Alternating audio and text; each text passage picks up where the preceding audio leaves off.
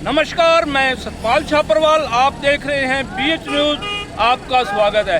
आज पूर्व मुख्यमंत्री के बेटे दीपेंद्र सिंह हुड्डा सरसा पहुंचे और राजकुमार सरसा के द्वारा कार्यकर्ता सम्मेलन रिद्धि सिद्धि पैलेस के अंदर रखा गया, जिसके अंदर भारी भीड़ जुटी।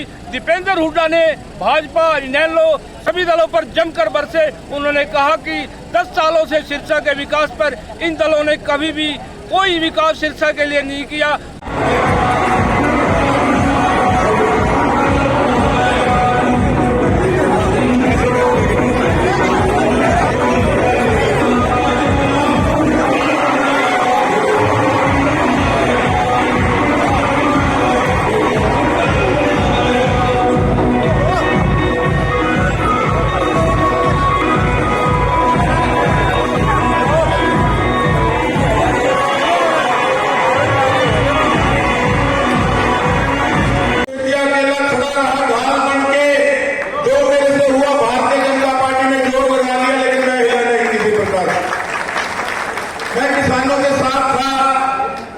उस समय मैं चौटाला साहब के साथ था।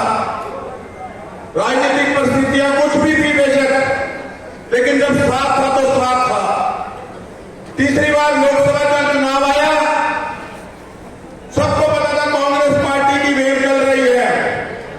उस समय भी अकेला ने साथ खड़ा रहा। क्या मैंने ये भी फेल मारा? जिस दिन मेरा विचार विमर्श चल रहा था कांग्रेस पार्टी के साथ, मैंने खुद चौटाला साहब को फोन करके कहा कि मेरा विचार चल रहा है, सरकार आएगी, मुझे आगे से ऑफर भी है कांग्रेस पार्टी की लीडरशिप से, तो हमने भी अपने इलाके के काम कराने हैं। पिछले 15 साल से हमारा इलाका पिछड़ा हुआ है, तो हम चाहते हैं कि हमारे इलाके की सरकार के अंदर भागीदारी हो और हमारे इलाके के काम हो। तो हो सकता है कि मेरा निर्णय कुछ उस प्रकार का हो। उसके बाद मैंने ये भी कहा, मैं तो हो सकता है ये बात कहने के बाद आप मेरे साथ गठजोड़ ना रखो और पता नहीं कांग्रेस में मेरी बात बनी ना बनी, मैं शायद किसी तरफ का ना रहूं, लेकिन मैं पहले आपको इत्तला कर रहा हूं कि ये हो सकता है। मैंने कभी किसी के पीठ में छुरा नहीं मारा। अब हमारे बड़े भाई साहब दीपेंद्र हुड्डा जी अपने विचार रखें।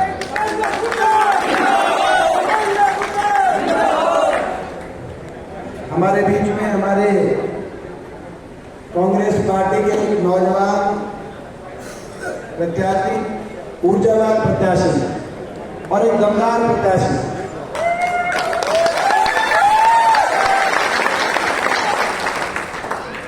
और आने वाले समय के आपके घेर से होने वाले जनप्रतिनिधि जो सिरसा को विकास के मामले में बहुत आगे लेके जाएंगे, ऐसा मेरा विश्वास है। और उसके लिए आप भी बड़ा आशीर्वाद इनको देना ताकि ये चंडीगढ़ पहुंचे और चंडीगढ़ में आपकी हक की आवाज ये उठाएं, तो उस आवाज में आपकी ताकत दिखाई दे। जीत तो आपकी तय है, आपकी जीत सिरसा से आपकी जीत के चर्चे तो हरियाणा के कोने कोने में फैल रहे हैं। आज तो ये तय होना बाकी है कि ये जो जीत है ये हरियाणा की बड़ी जीत है। हमारे विद्या जी सिरसा के, हमारे कांग्रेस के हमारे प्रभारी आदरणीय बजरंग दास गर्ग जी हमारे बीच में, हमारे परिवार के से जुड़े हुए हमारे संघर्ष के साथी, जिनके पिताजी भी हुड्डा साहब के साथ जुड़े रहे और बड़ा लंबा समाज कांग्रेस पार्टी के लिए इस परिवार ने किया है।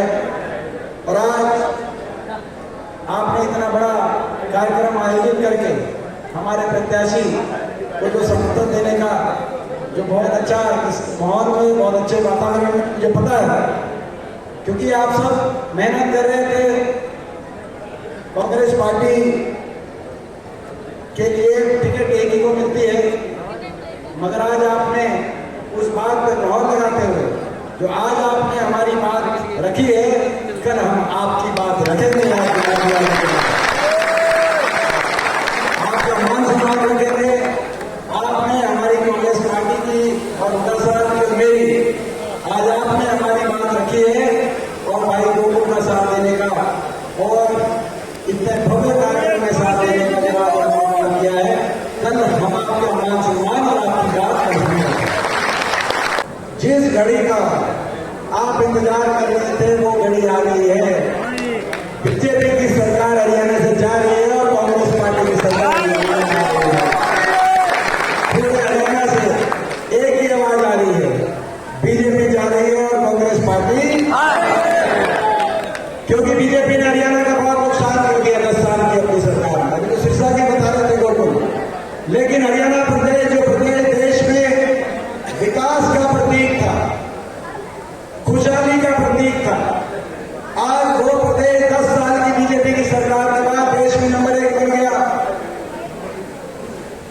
बेरोजगारी में देश में नंबर 1, नशे में देश में नंबर 1, अपराध में देश में नंबर 1। 10 साल का ऐसा शासन इन्होंने दिया कि हरियाणा की पहचान ही बदल दी। वो हरियाणा प्रदेश जिस प्रदेश की पहचान जय जवान जय किसान के नारे से होती थी, वहां ये जवान को भी भूल गए, किसान को भी भूल गए। वो हरियाणा प्रदेश जिस हरियाणा प्रदेश की पहचान बाबा साहब भीमराव अम्बेडकर जी के जय संविधान से होती थी, वहां इन्होंने संविधान को भी बदलने का काम किया। हरियाणा प्रदेश की पहचान बदल दी। वो हरियाणा प्रदेश जिसकी पहचान आपसी प्यार प्रेम भाईचारे से होती थी, उस हरियाणा प्रदेश में समाज को तोड़ने का, अपनी राजनीतिक रोटी सेकने के लिए इन्होंने प्रयास किया। कहीं धर्म पे, कहीं जाति पाति पे हरियाणा का बहुत नुकसान कर दिया इन्होंने। हर वर्ग को उठा दिया, किसी को प्रॉपर्टी आएगी, फैमिली आएगी, पोर्टल में उठाया तो नौजवानों को सीखी में, कच्ची भर्ती में, बेरोजगारी में, नशे में उजागर का नौजवानों को किया। गरीब आदमी की सारी स्कीम्स बंद कर दी।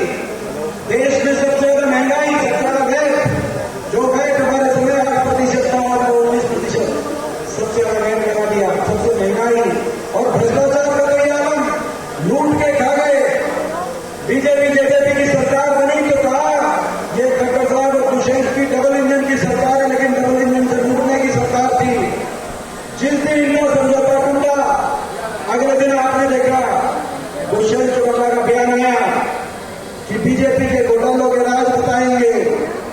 उसके अगले दिन खट्टर साहब का बयान आया, दुष्यंत चौटाला के घोटाले की जांच कराएंगे। आपने देखा 5 साल में उनके लूट गए और उसके बाद एक दूसरे के कौन सा शराब घोटाला कर गया, घोटाला कर गया, मैंने किया। हरियाणा में बहुत बुरा हाल और हर वर्ग को अपमान करने वाली सरकार, 750 किसानों की जान की कुर्बानी लेने वाली है सरकार। दया का भाव होना चाहिए, कुछ सहानुभूति का भाव लोकतंत्र में चुनी हुई सरकारों के दिल में होना चाहिए। वो किसान थे आपके लिए, आपके वो दुश्मन हो गए, उनकी बात ना मानते, लेकिन सहानुभूति के 2 शब्द तो कह सकते थे। सहानुभूति के 2 शब्द भी नहीं गए बीजेपी किसी नेता ने। आज भी बीजेपी की एक सांसद कंगना रनौत का बयान आया हुआ है कि हरियाणा में सरकार बनाती 3 वाले कानून दोबारा से लागू करेंगे। कंगना जी, हरियाणा में तो कांग्रेस की सरकार बनेगी। जिस सेनापति को अपने फौज की कमान दे रखी थी 10 साल से फौज की कमान, जिस सेनापति के पास थी, जब युद्ध का बिगुल बजा और युद्ध का सूरज उगा, घोड़े से कहा कि घोड़े से सेनापति को उतारो, दूसरे को उठाओ। अपना मुख्यमंत्री बदल दिया, अपना उप मुख्यमंत्री बदल दिया, अपनी कैबिनेट बदल दी, अपना प्रदेश अध्यक्ष बदल दिया, चुनाव की तारीख बदल दी, चुनाव की तारीख दोबारा बदल दी। मगर बीजेपी वालों, आप कुछ भी बदल लो, हरियाणा की जनता सरकार ही बदलने का काम करेगी। कौन बीजेपी के एजेंडा आप समझ गए कि नहीं समझ गए? कौन है बताओ बीजेपी एजेंट कौन है सिलसिला में? देखो, जब हर आदमी की जबान पे है कि बीजेपी की एजेंट इनेलो है, हमने तो नहीं कहा, प्रेस वाले देखो, हर आदमी कह रहा है बीजेपी के एजेंट के रूप में इनेलो, जेजेपी और यहां पर गोपाल कांडा, उनके मुंह से निकल गया कि नहीं निकल गया? मुंह से निकल गया कि नहीं निकल गया? देर रात का इंटरव्यू हो रहा था, ऐसा दिखाई देता है इनको रात को नींद नहीं आती, हाथ की डर से सो नहीं पा रहे हैं।